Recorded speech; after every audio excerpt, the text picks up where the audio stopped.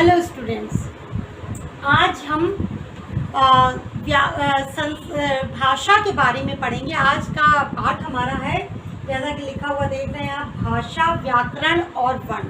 आज हम यहाँ से शुरू करते हैं, क्योंकि प्रतियोगी परीक्षाएं हो या कक्षा हो, कक्षा 1 से लेकर आप 12th तक जब भी पढ़ते हैं भाषा को, तो आपको A to Z सब कुछ पता होना चाहिए, और सभी चीज़ें पढ़ते हैं तभी आप साहित्य को, भाषा को सही रूप से समझ पाते हैं। तो जैसा कि लिखा है कि हम किसी भी भाव को व्यक्त करने के लिए, किसी भी प्रकार के बात को अभिव्यक्त करने के लिए भाषा का सहारा लेते हैं। हमें कुछ भी कहना होता है तो उसके लिए हमें भाषा की आवश्यकता पड़ती है। तो हमारी जो भाषा है, मूल भाषा है, वो है संस्कृत। हमारे विश्व की ही, भारत की ही नहीं बल्कि विश्व की मूल भाषा संस्कृत है, और यही सभी भाषाओं की जननी है। संस्कृत आदि भाषा है, देव भाषा है, इसीलिए उसको देववाणी भी कहा जाता है। तो भाषा शब्द की, संस्कृत शब्द के भाष शब्द से भाषा की उत्पत्ति हुई है, और भाष का अर्थ होता है वाणी, यानी अभिव्यक्ति। वाणी की अभिव्यक्ति, यानी हम किसी भी बात को कहने के लिए या किसी भी बात को व्यक्त करने के लिए जिस भी चीज़ का प्रयोग करते हैं, जिस प्रतीक का प्रयोग करते हैं, उसे भाषा कहते हैं। अब भाषा में वाक्य होते हैं। भाषा किससे बनती है? वाक्यों से बनती है। और वाक्य किससे बनते हैं? वाक्य शब्दों से बनते हैं, सभी जानते हैं। शब्द किससे बनते हैं? शब्द अक्षर से बनते हैं। अक्षर को वर्ण भी कहते हैं। तो भाषा की सबसे बड़ी इकाई वाक्य है, उससे छोटी इकाई शब्द है, और उससे भी छोटी इकाई अक्षर। अक्षर का अर्थ होता है जो कभी नष्ट ना हो, जिसका कभी क्षरण ना हो। जैसे अमर के लिए शब्द का प्रयोग करते हैं, जो अजर अमर है। भाषा अजर अमर होती है, क्योंकि एक बार हमारे शब्द जो निकलते हैं, जो भी हम बोलते हैं, वो हमेशा वायुमंडल में रहते हैं, और वो हमेशा कहीं ना कहीं से लौटकर हमारे पास आते हैं, लौटकर वापस आ जाते हैं, और वो कभी भी नष्ट नहीं होते। इसीलिए इनको अक्षर कहते हैं। क्योंकि अगर नष्ट होने वाली बात होती तो आप खुद बताइए कि कोई कोई शब्द होता है जो हृदय में लग जाता है। कभी कभी कहते हैं कि ऐसी वाणी बोलिए मन का आपा कोई, औरन को शीतल करे आपम शीतल हो। क्योंकि वाणी एक ऐसा औजार है, एक ऐसा हथियार है, जिससे आप किसी को भी अपने वश में कर सकते हैं या किसी को भी अपना शत्रु बना सकते हैं। भाषा से अच्छा कोई भी माध्यम नहीं है जिससे आप किसी को प्रभावित कर सके। अपनी भाषा से प्रभावित करना हर किसी के बस की बात नहीं होती है। इसीलिए भाषा की अभिव्यक्ति वाक्य से होती है, और वाक्य शब्दों से, जो सार्थक शब्द होते हैं, सार्थक शब्दों के समूह से वाक्य बनते हैं, और वो शब्द जो होते हैं वो अक्षरों से बनते हैं, वर्णों से बनते हैं। तो हमने पढ़ा भाषा और व्याकरण, अभी वर्ण बता रहे थे। अब भाषा और व्याकरण का क्या संबंध है आपस में, इतना समझ लीजिए। भाषा और व्याकरण का संबंध आपस में बिल्कुल उसी तरह है जैसे एक सिक्के के दो पहलू होते हैं। अगर एक तरफ ठीक से उसकी छपाई ना हो तो वो सिक्का नहीं चलेगा, खोटा होगा। इसी प्रकार भाषा और व्याकरण का परस्पर गहरा संबंध है। ये एक सिक्के के दो पहलू है। भाषा अगर हमें बात को अभिव्यक्त करना, अपने भावों को अभिव्यक्त करना सिखाती है, तो व्याकरण हमें भाषा को सही ढंग से अभिव्यक्त करना सिखाती है, नियमों में बांधकर चलना सिखाती है। और भाषा को प्रयोग, बिना व्याकरण के भाषा का प्रयोग असंभव है। इसलिए हम ज़्यादा समय न लेते हुए इस बात को समझ गए होंगे आप कि भाषा का व्याकरण से क्या संबंध है। व्याकरण भाषा की मूल है, जड़ है। व्याकरण के बिना भाषा का कोई अस्तित्व नहीं है, क्योंकि भाषा में कोई भी भाषा आप पढ़ते हैं उसमें नियम होते हैं। जैसे कि आप सभी जानते हैं कि भाषा में बहुवचन है, एक वचन है, लिंग है, कारक है, काल है, संज्ञा है। बहुत सारे ऐसे नियम होते हैं जिनको पढ़े बिना हम भाषा का प्रयोग नहीं कर सकते। जैसे कि अगर हमें कहना है कि हम कल जाएंगे, तो जाएंगे शब्द क्रिया का भविष्य काल का शब्द लगाएंगे, तभी पर पता चलेगा कि हम कल जाएंगे, यानी कल आने वाले समय में जाएंगे। और हम कल गए थे, कल शब्द में कोई परिवर्तन नहीं आ रहा, लेकिन जाने और गए में परिवर्तन हो रहा है। ये सब किसके माध्यम से हमें पता चलता है? व्याकरण के माध्यम से पता चलता है। व्याकरण में सबसे पहले हम क्या सीखते हैं? वर्ण सीखते हैं, क्योंकि वर्ण क्या है? वर्णमाला।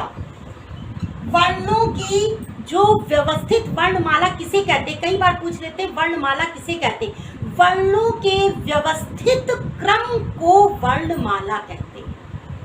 व्यवस्थित क्रम का मतलब होता है कि वर्णमाला में वर्ण तो है, लेकिन उन्हें व्यवस्थित क्रम में रखा जाए, तभी वो वर्णमाला कहलाती है। वर्णमाला दो भेद है वर्णमाला में मुख्यतः।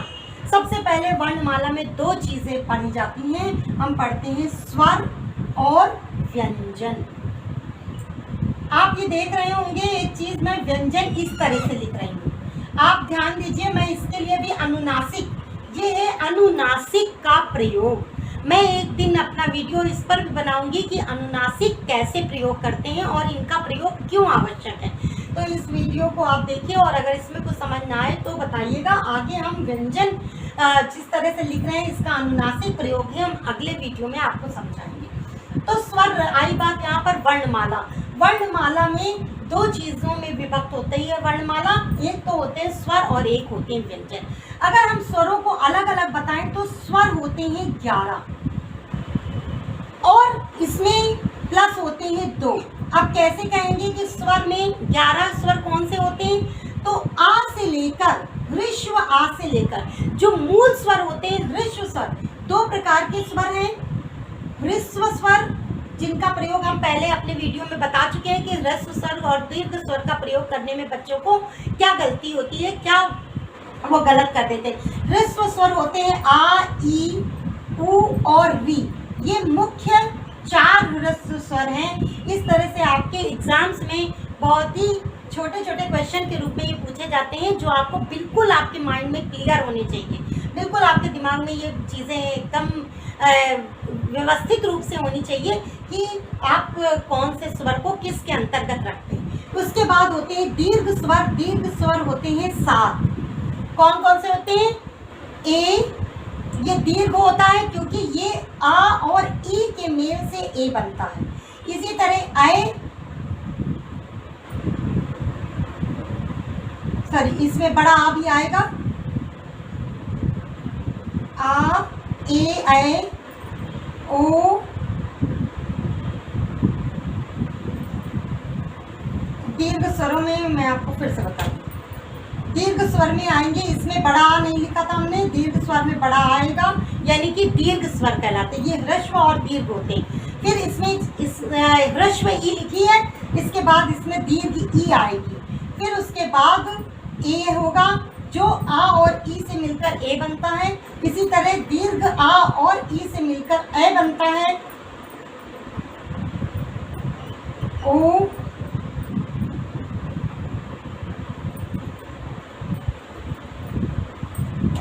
यहाँ पर दीर्घ ऊ भी आएगा।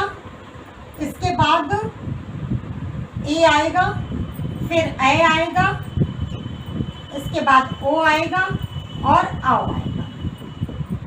ये हुए आपके ये 7 दीर्घ स्वर। ह्रस्व आ यहाँ रखा था तो दीर्घ आ यहाँ रखा, ह्रस्व ई यहाँ रखा तो दीर्घ ई यहाँ रखा, ह्रस्व ऊ यहाँ रखा तो दीर्घ ऊ यहाँ रखा, री यहाँ रखा है, इसका दीर्घ नहीं होता है। बाकी इन तीन दीर्घ और ह्रस्व स्वर के मेल से ये स्वर बनते हैं, बाकी के 4। तो ये आ, ई, उ, ए, ऐ, ओ, औ, ये 7 हो। एक और तरह का स्वर आज प्रयोग किया जाता है, प्लुत। संस्कृत व्याकरण में इसका भी उपयोग होता है, प्लुत स्वर। प्लुत स्वर का होता है जब ह्रस्व स्वर के बोलने का समय एक बार होता है, दीर्घ स्वर के बोलने का समय 2 बार होता है, यानी कि आ को 2 बार बोल रहे हैं, ई को 2 बार बोल रहे हैं, ऊ को 2 बार बोल रहे हैं, तो ये दीर्घ स्वर हो जाते हैं। और प्लुत स्वर को 3 बार बोलते हैं, जैसे ओम का उच्चारण होता है, ओम, इस तरह से बोलते हैं, तब ये ओम का उच्चारण करने में, या हरे, हरे, ये आप सोचेंगे एस, इसको एस बच्चे पढ़ते हैं आजकल के समय में, ये एस नहीं है, ये है आ है, और ये पूर्व रूप आ है, पूर्व रूप आ, इसको, इसकी ये प्रतीक चिन्ह है पूर्व रूप आ का। जब हम किसी स्वर को दीर्घ से ज्यादा समय खींचते हैं तो उन्हें प्लुत स्वर, इतना आपको समझ में आ गया होगा। अब हम व्यंजन की बात कर लेते हैं। तो स्वर आपको समझ में आ गए कि 11 हैं अभी बताए, और +2 ये भी समझ लीजिए। 2 अयोग वाह होते हैं, यहीं पर समझा दे रहे हैं, अयोग वाह। इसमें से एक होता है अनुस्वार, ये होता है अंग, और दूसरा होता है विसर्ग, यानी कि आहा। तो ये अयोग वाह के अंतर्गत दोनों आते हैं, अनुस्वार और विसर्ग, यानी कि स्वर मूल रूप से 11 हैं और 2 अयोग वाह हैं, तो ये मिलाकर हो जाते हैं 13 मान लिए जाते हैं। लेकिन मूल स्वर अगर आपसे पूछा जाए कि मूल स्वरों की संख्या कितनी है, तो हिंदी वर्णमाला में मूल स्वरों की संख्या 11 है, जबकि संस्कृत वर्णमाला में फिर कभी चर्चा करेंगे, उसके भी बारे में बताएंगे हम आपको। अब हम व्यंजन की बात करते हैं। व्यंजन में भी कितने प्रकार हैं? 3 प्रकार हैं। एक है स्पर्श व्यंजन, एक होता है अंतस्थ व्यंजन, अंतस्थ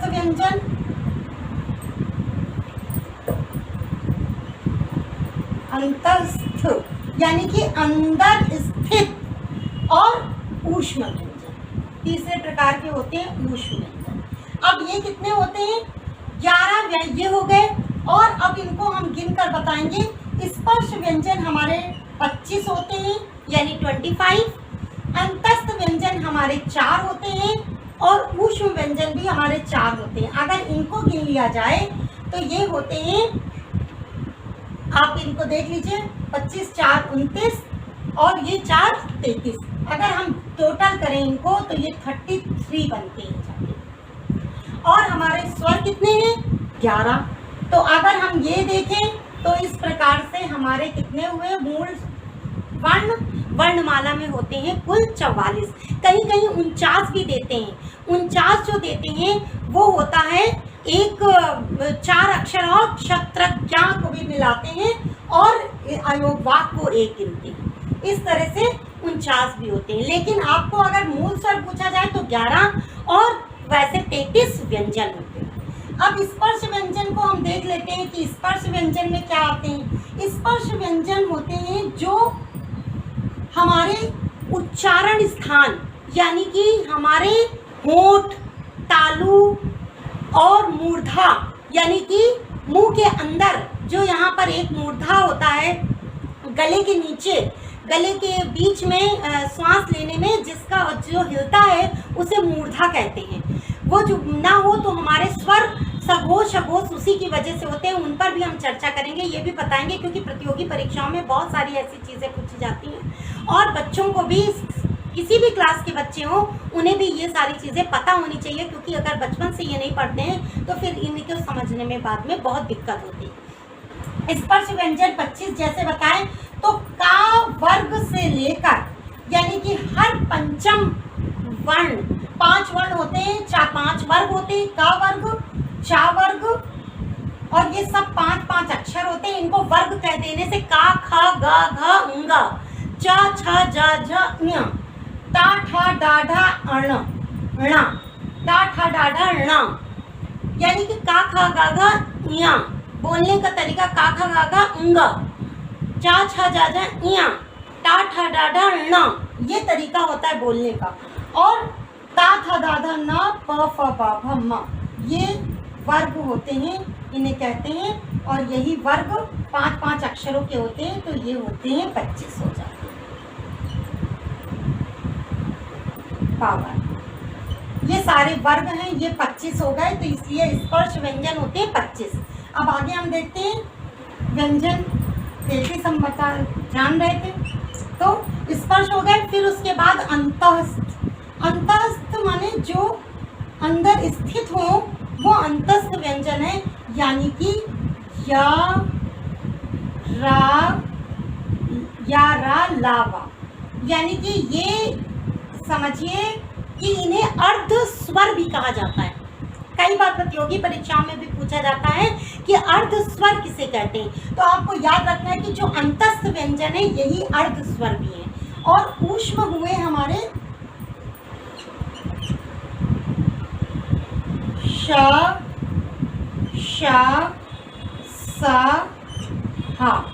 इनका ये क्रम क्यों रखा गया है और इनका उच्चारण स्थान क्या होता है? ये सारा अंतस्थ व्यंजन का उच्चारण स्थान क्या होता है, स्वरों का उच्चारण स्थान क्या होता है, इसके लिए आपको अगला वीडियो देखना पड़ेगा। आज बस यहीं तक, मिलते हैं नेक्स्ट वीडियो में। आपका दिन शुभ हो। पढ़ते रहिए, अपनी परीक्षाओं को पास करते रहिए। धन्यवाद।